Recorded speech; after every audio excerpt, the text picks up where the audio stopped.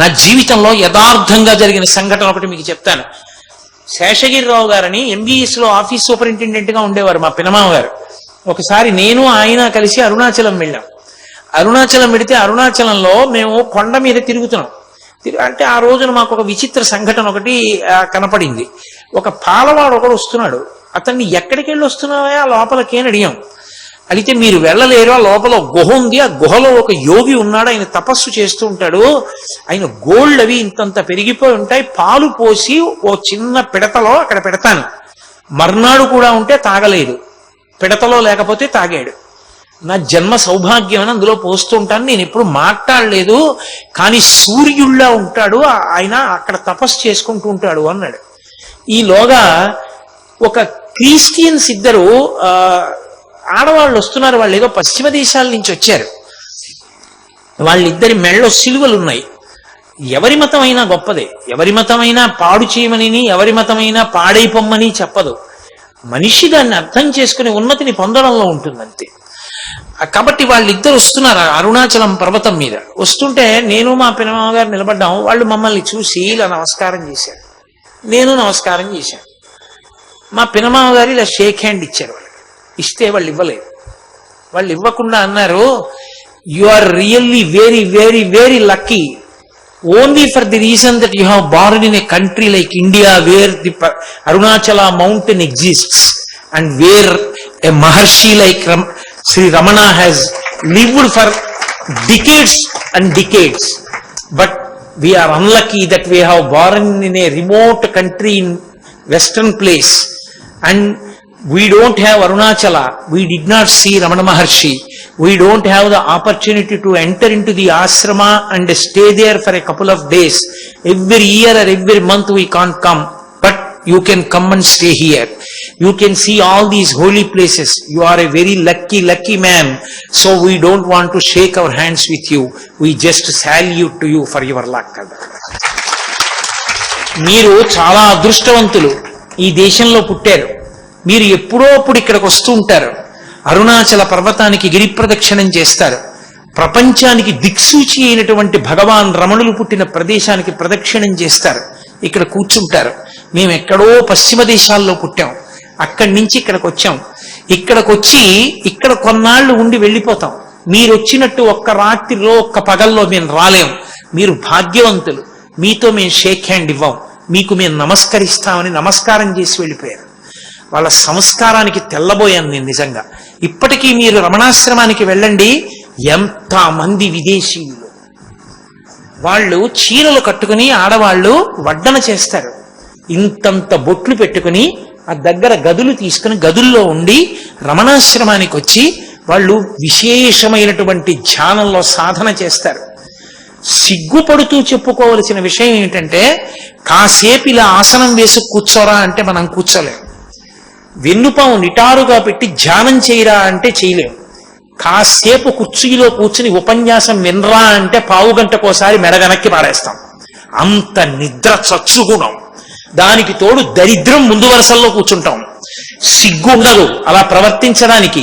ఇన్ని జాడ్యాలు ఉన్న వాళ్ళం మనం. కానీ ఎక్కడో విదేశాల నుంచి వచ్చి రమణాశ్రమంలో ధ్యానంలో విదేశీయులు కూర్చునేటటువంటి విధానం చూస్తే మనం ఎంత గొప్ప సంస్కృతికి వారసులమో చూసుకుని మనం సిగ్గుపడిపోవలసి ఉంటుంది. నేను రమణాశ్రమానికి వెళ్ళినప్పుడు చూస్తుంటాను, ఉదయం వేదపారాయణకు వస్తారు వాళ్ళు, మళ్ళీ బెల్ కొట్టినప్పుడు టిఫిన్కి ఎడతారు, వచ్చి మళ్ళీ ఇలా కూర్చుంటే ఇలా కూర్చున్న వాళ్ళు అలాగే కూర్చుని మధ్యాహ్నం వరకు ధ్యానం చేస్తారు. మెడిటేషన్ హాల్లోకి వెళ్ళి చూస్తే పిన్ డ్రాప్ సైలెన్స్ అంటారే, అంత నిశ్శబ్దంగా ఉంటారు, అంత జాగ్రత్తగా సాధన చేస్తారు. పాల్ బ్రాంటన్ రాసుకున్నాడు, వెళ్ళిపోబోయాడు, ఇక్కడ దొరకలేదు శాంతిని, మహర్షి గుచ్చి చూశారంతే, ఆ మౌనం ఆ చూపుల్లో అందింది. ఆయన పుస్తకాలు రాసిన తర్వాత ప్రపంచవ్యాప్తంగా రమణ వైభవం తెలిసింది. మహాశివరాత్రి నాడు ఆయన విరూపాక్ష గోలో కూర్చుంటే దక్షిణామూర్తి స్తోత్రానికి వ్యాఖ్యానం చెప్పమన్నారు. ఆయన అలాగే కూర్చుని నోరు విప్పకుండా అలా చూశారు అందరి వంక. 4 గంటలు, 5 నిమిషాలు కాదు, నిమిషం కాదు, అందరూ అలా చూస్తూ ఉండిపోయారు. 4 గంటలు అయిపోయాక విరూపాక్ష గుహలో కూర్చున్న వాళ్ళందరికీ దక్షిణామూర్తి స్తోత్ర వ్యాఖ్యానం తెలిసిపోయింది.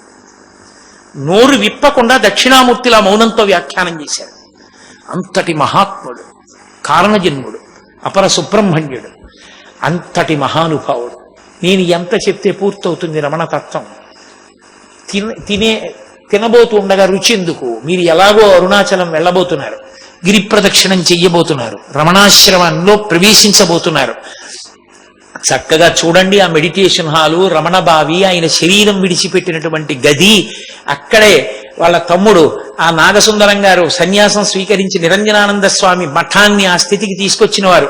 వారి కొడుకు వెంకటరామన్ గారే రమణ మహర్షి యొక్క అంత్యేష్టి సంస్కారం అంతా చేశారు. ఆ మహానుభావులు ఎంతమందో absorbed into the lotus feet of Arunachala అని బోర్డ్స్ ఉంటాయి. ఎంతమందో రమణాశ్రమానికి వచ్చి ఆ కొండలోకి చేరిపోయారు. అంతమంది తరించిపోయారు. ప్రపంచానికి అంతటికి నువ్వెవరో తెలుసుకో అన్న ఒక్క మాటతో అంత గొప్ప సందేశాన్ని ఇచ్చారు. అంతటి సజీవ గురువు రమణ మహర్షి అంటే. అటువంటి అరుణాచల క్షేత్రం ఒక రాత్రి ప్రయాణం చేస్తే తెల్లవారేటప్పటికి 9-10 అయ్యేటప్పటికి వెళ్ళిపోగలిగినంత దగ్గరలో అటువంటి క్షేత్రం ఉన్న చోట పుట్టగలగడం మన జన్మాంతర స్కృతం. అటువంటి దేశంలో మనం పుట్టి వాళ్ళందరూ అలా పొంగిపోతుంటే గ్రీన్ కార్డు పోతుందని చెప్పి కడుపుతో ఉన్న వాళ్ళు అమెరికాలో పురుళ్ళు పోసుకునే దౌర్భాగ్య స్థితికి వాళ్ళ జాతి జారిపోయింది. ఎంత మనం నిర్భాగ్యమైన స్థితిలో ఉన్నామో, వేదభూమి కర్మభూమి అని విమానం దిగుతూ ముట్టుకుని నమస్కరించి మట్టి తీసి తల మీద వేసుకుని విదేశీయులు దిగుతున్నారు. అమెరికా గ్రీన్ కార్డు పోతుందని, ఇక్కడికి వచ్చిన పిల్ల కడుపుతో ఉందని తెలిస్తే పుట్టగానే గ్రీన్ కార్డు వస్తుందని పురిటికి ఎగరేసుకుంటూ తల్లిదండ్రులు కూడా బయలుదేరి విమానంలో అమెరికా వెళ్తున్నారు. అంత దారుణమైన స్థితికి ఇవాళ మనం జారిపోయాం. నాకేం మొహమాటం లేదు ఉన్నదన్నట్టు చెప్పడానికి. కాబట్టి ఆ స్థితి మారవలసి ఉంటుంది. నిన్న శోభానాయుడు గారు కూడా తల కొట్టుకున్నారు. కూచిపూడి నృత్యానికి అమెరికాలో ఉన్న ఆదరణ ఇవాళ ఇక్కడ లేదండి. టీవీ సీరియల్కి సినిమాకి ఈ రెండిటికే ప్రాధాన్యం. అంతటి కళాకారిణి ఆవిడే అంత ఆవేదన చెందారంటే భారతీయ సంస్కృతి పాడైపోతోందని అంత ఆర్తి చెందుతున్నారంటే దానికి పరిష్కారం ఒకటే. మన పిల్లలతో అరుణాచలం వెళ్ళడం, భగవాన్ రమణుల యొక్క ఆ అధిష్టానాన్ని చూపించడం, ప్రదక్షిణం చేయడం, వాళ్ళకి ఆ వైభవం అంతా వివరించి చెప్తే మళ్ళీ మన జాతి సంస్కృతి ఉద్దీపనమై అందరం పూర్వ వైభవాన్ని పొందగలిగినటువంటి స్థితిని చేరుకుంటాం. భగవాన్ రమణుల యొక్క పరిపూర్ణమైనటువంటి అనుగ్రహ ఆశీస్సులు సమస్త కాలముల యందు మనందరికీ ఉంటాయి. నేను ఈ మాటతో పూర్తి చేస్తూ, నేను మీకు మాట ఇచ్చాను కాబట్టి నేను అరుణాచల అక్షర మణమాల తీసుకొచ్చాను. ఇవాళ నేను ఈ మణిమాలలోంచి 11 శ్లోకాలు చెప్తాను. ఎందుకంటే సంప్రదాయంలో ఏం చేస్తారంటే కనీసం 11 చదువుతారు. 11 శ్లోకాలు చదువుతాను. నేను మీకు తమిళంలో ఉన్నది చదివినా దానివల్ల ఉపయోగం ఏముంది? ఏమీ అర్థం కాదు. తెలుగులో శ్లోకం చదివాను అనుకోండి, కొంతలో కొంత భావం అర్థం అవుతుంది. కాబట్టి తెలుగు చేయబడినటువంటి శ్లోకాన్ని చదువుతాను. నేను శ్లోకం చదువుతాను, మీ అందరూ ముక్త కంఠంతో, అంతకన్నా మనకు అదృష్టం ఇంకోట్లేదు, రమణులు పరవశించిపోతారు. ఆయన ప్రాణోత్క్రమణం అవుతున్నప్పుడు కూడా ఆనామమే పలికారు అందరూ. ఆనామమే వింటూ ఆనంద భాష్పాలు కారుస్తూ శరీరాన్ని వదిలిపెట్టారు. ఇంత గొప్ప భగవానుల గురించి మనం మాట్లాడుకున్నందుకు చక్కగా మనందరం ఆ నామాన్ని చెప్పుకుంటే సాయిబాబా గారు, రమణ మహర్షి పరవశించిపోతారు. ఆ వాళ్ళ అనుగ్రహమే మనకి శ్రీరామ రక్ష. కాబట్టి నేను ఒక్క 11 శ్లోకాలు చెప్తాను. మీ అందరూ కూడా నేను చెప్పినటువంటి ఆ నామాన్ని చెప్పండి. అరుణాచల శివ అరుణాచల శివ అరుణాచల శివ అరుణాచల. ఒక మైక్ లో సుబ్బారావు మీరు చెప్పండి, నేను శ్లోకం చెప్తాను, మీరు అరుణాచల శివ అరుణాచల శివ అరుణాచల శివ అరుణాచల. అదే హైమవతి గారికి ఇవ్వండి, మీకు మొహమాటం అయితే.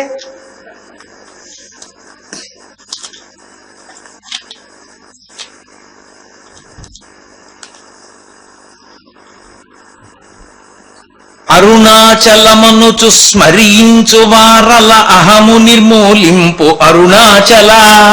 అరుణాచల శివ అరుణాచల శివ అరుణాచల శివ అరుణాచల. అరుణాచల అంద సుందరముల వలె చేరి నేను నీ ఎంద భిన్నమై అరుణాచల.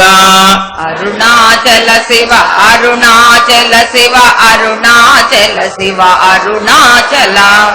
లోదూరిలాగి మీలో గుహను చేరగా అమరించితేమొకో అరుణాచల. అరుణాచల శివ అరుణాచల శివ అరుణాచల శివ అరుణాచల. ఏరికై ఏలితివి నీవిట్లు విడచిన అఖిలంబు నిందించు అరుణాచల. అరుణాచల శివ అరుణాచల శివ అరుణాచల శివ అరుణాచల. ఈ నింద తప్పుకో నిన్ను తలచుట మాని ఎవరు చేజార్చుకుందురు అరుణాచల. అరుణాచల శివ అరుణాచల శివ అరుణాచల శివ అరుణాచల. అంటే అరుణాచలేశ్వరుడు రమణుల యొక్క జీవుడనేటటువంటి కాంతని తన గుణముల చేత బలవంతంగా ఆకర్షించి తనదానిగా చేసుకున్నాడు. ఇప్పుడు నన్ను పరాయి వాళ్ళు తీసుకెళ్లిపోతే అరుణాచల నీ పుంస్త్వానికి నువ్వు పురుషుడు అన్నదానికి పౌరుషం ఎక్కడిది, కాబట్టి నన్ను నీదానిగానే ఉంచుకో అంటే ప్రేయసీ ప్రియులులా అంత స్వతంత్రంగా కీర్తించారు. అద్భుత కవిత్వం అంటారు దాన్ని.